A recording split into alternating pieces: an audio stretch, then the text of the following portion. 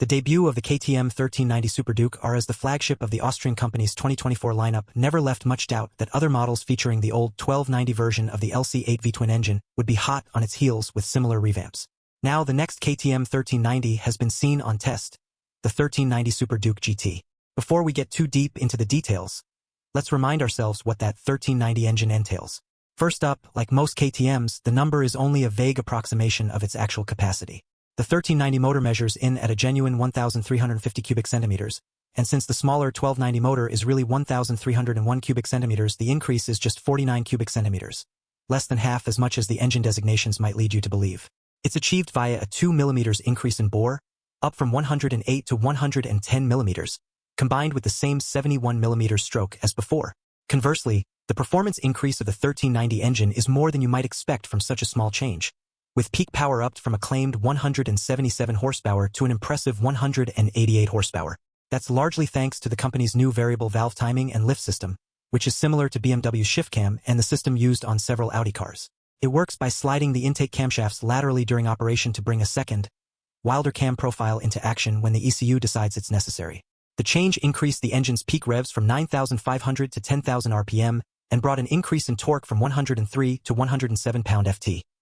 Historically, the Super Duke GT has had the same engine tune as the Super Duke R, so it's no wild leap of logic to assume the same will apply to this new 1390 Super Duke GT. A bigger change, at least from the GT's perspective, comes in the chassis. The current 1290 Super Duke GT is still based on the tubular steel frame from the pre-2020 1290 Super Duke R, not the latest version. It's a much more substantial-looking trellis that puts less emphasis on using the engine as a structural component. For the upcoming 1390 Super Duke GT, KTM has finally decided to adopt the 2020 and on Super Duke R's chassis, which is around 3 times as rigid as the earlier design, while helping slice around 5 pounds from the bike's weight. As well as the new main frame, the 1390 Super Duke GT gains a cast aluminum subframe, again mirroring the changes made to the Super Duke R from 2020. The subframe isn't simply carried over from the R, though, as the GT needs more pillion comfort and luggage lugging capability, so it gets its own unique casting.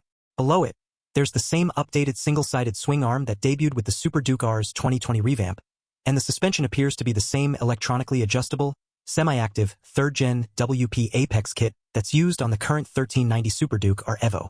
Similarly, the Brembo brakes and the wheels are straight carryovers from the Super Duke R. When it comes to styling, KTM has long concentrated on distinctiveness over delicacy, often opting for brutally sharp creases and unusual proportions and shapes.